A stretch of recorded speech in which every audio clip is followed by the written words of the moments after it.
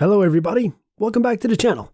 Today, I will show you the recap of a 2001 slasher film titled Valentine. As always, spoiler alert, watch out, and take care. The film opens on Valentine's night at a high school in 1988.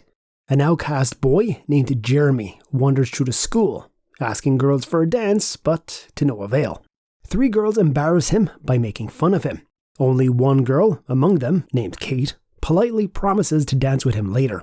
Fortunately, a girl named Dorothy agrees to his request, and the duo proceeds to make out. But when they are discovered by a group of boys, she is embarrassed and accuses Jeremy of forcing himself on her. The boys pile on him and offer him a severe beating, causing him to bleed profusely from the nose. The film then fast forwards 13 years, and the girls from the school have since grown into young, beautiful ladies. Dorothy is now living at her father's mansion. One day, after returning home, she is surprised to find a strange Valentine's card from JM. To her shock, the card is more of a threat to her, informing her that the police will need her dental records to identify her body. As she tries to get a hold of the contents, there is a knock on the door. Her new boyfriend, named Campbell, visits her unannounced and asks for a place to stay, saying that there has been a complication in his rent payment.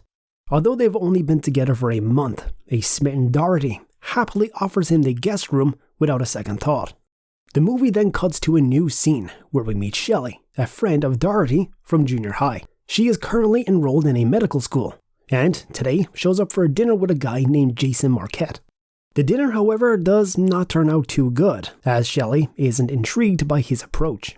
She asks him to consult a doctor, citing he might have some mental issues, which clearly leaves him disheartened. She then heads back to the morgue, where she studies anatomy late into the night. Coincidentally, she also receives a terrifying card from JM, saying his love for her glows as she hemorrhages from her neck. She dismisses the letter, assuming it's from Jason, and puts it in her locker before heading back to business. However, hell breaks loose as an unseen figure starts following her through the dark, empty alleys. After a long run from the figure, she resorts to hide in the body bags in the morgue. The figure, which is a man in a Cupid mask, finally shows up and takes a few seconds to find her and eliminate her. As he walks away, his nose bleeds, just like Jeremy's did years ago in junior high. The scene then cuts to other members named Paige and Lily, who often stay close to each other. As they go about their day, there is a knock on the door, and Lily goes to check it out. She is surprised to find no one but a well-wrapped gift that she picks up. It's a Valentine's gift from JM, with a rose, card, and chocolates. But none of them remember dating a person with that acronym. The card encourages them to enjoy the chocolate, and adds that they are what they eat.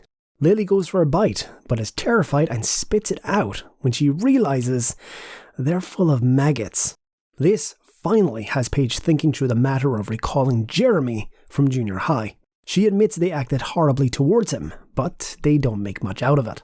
We then cut to the last member, named Kate, who has recently entered a break from her boyfriend Adam due to his alcoholism. She is in the shower, preparing for Shelley's memorial service, when the water suddenly shuts off. When she calls for help, she is surprised to find the door wide open. The elevator's door is also heard continuously beeping, as if opening severely. She goes over to check it out, and finds a Cupid mask blocking the door. As she picks it up, the neighbor pops out of the room and stares at her. He is deeply obsessed with her, and does not shy away from asking her on a date when he sees her. She turns him down, as usual, and heads back to her room, shaken by the strange experience. She finally makes it to the memorial, and joins the rest of her friends to mourn Shelley. The lead detective on Shelley's case, named Vaughn, approaches them. He asks if anyone knows Jason Marquette, who Shelley interacted with on the night of the accident. Jason has since disappeared, putting him at the top of the suspect list.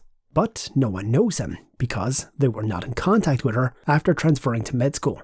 As he leaves, Vaughn tells him to reach for him in case something comes up. The following day, the group is invited to Lily's boyfriend's Valentine's exhibition. This is where Kate talks about her earlier incident at the elevator. She is surprised to learn that the rest received an absurd Valentine's Day card with threats. Dorothy remembers the events of the junior high night dance, and remembers seeing a person with a Cupid's mask there.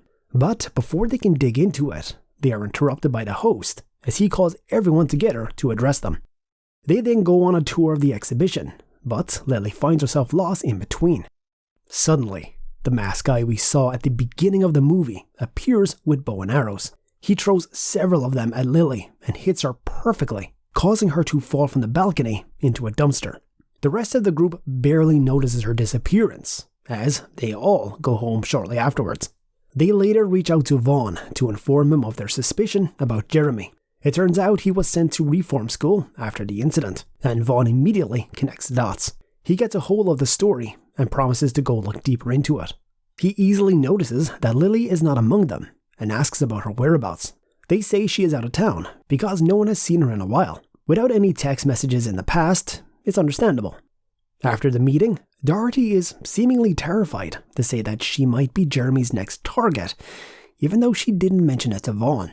She opens up and says she lied about Jeremy forcing himself on her because she was embarrassed.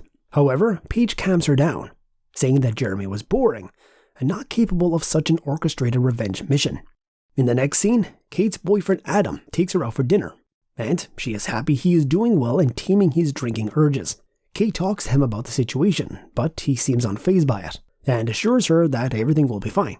He has some degree of certainty about it when he declines her invitation for the night, saying that nothing will happen to her. The following day, Vaughn calls a meeting with him to reveal more information about Jeremy. He was later committed to a mental hospital as a result that Vaughn says may not have sat well with him. He shows them several enhanced pictures of Jeremy, but none of them seem to catch their attention. 10 years later, combined with the possibility of plastic surgery, makes it impossible to speculate on Jeremy's current appearance. He tells them to go home and stay safe as he questions Jason Marquette, who has now been found. As everyone disappears to their business, we cut to Kate's house, where her obsessed neighbor has access to her home. He is busy trying on her clothes when suddenly the masked man appears and brutally eliminates him before discarding his body. Shortly after, Kate arrives home and runs into her boyfriend Adam in the entryway. He claims he was there to give her a gift and offers it to her. He also asks if he can accompany her later to the Valentine's party to be held at Dorothy's residence, and she agrees. She then goes to her room, but is terrified after hearing some strange noises coming from her toilet. She prepares to attack, but it turns out to be Paige, who got there before her to stay close as advised. In the evening, the duo prepares to head out to the party at Dorothy's.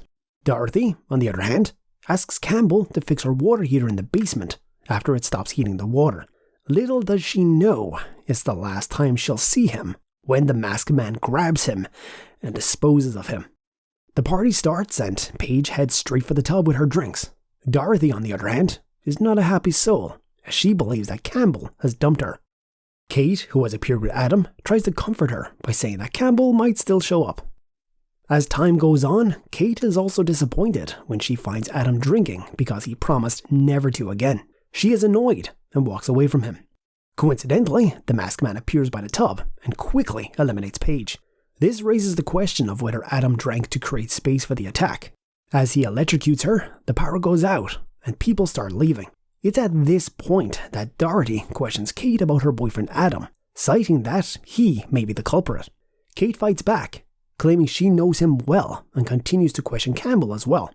This does not sit well with Dorothy, who opens her heart and says that Kate cannot stand that she has a good boyfriend. She says how bad she felt being the fat kid while her friends were shining. With this, she angrily walks off to her room. Kate takes a moment before going after her. As she gets close to the room, the masked man appears, and they both fall down the stairs. Kate freaks out when the masked guy wakes up, but Adam appears in the nick of time to save her by shooting the person. She is surprised when Adam takes off the mask, and the person under it all along was Dorothy. She can't wrap her mind around it, saying Dorothy was such a happy person. Adam, however, explains that some things are deeply embedded inside people and takes time before they become unbearable. Dorothy, who felt demeaned in the group, might have done so to elevate herself. Adam then calls the police to report the case. As the duo sit down waiting for the police, blood seeps from Adam's nose, clearly revealing that he was the perpetrator and not Dorothy. Kate isn't aware of it though, as she's lying comfortably on his chest. Luckily, she is safe because he loves her Besides that, she politely promised Jeremy to dance with him later, rather than demean him like our friends did. The film ends as love blossoms between the duo, and Adam, or Jeremy, seems to be at peace. Thank you for watching. We hope you enjoyed this video. And if you did, be sure to give it a thumbs up and subscribe for even more. And if you have a movie you'd like us to recap, let us know in the comments, and we'll see you next time. Take care.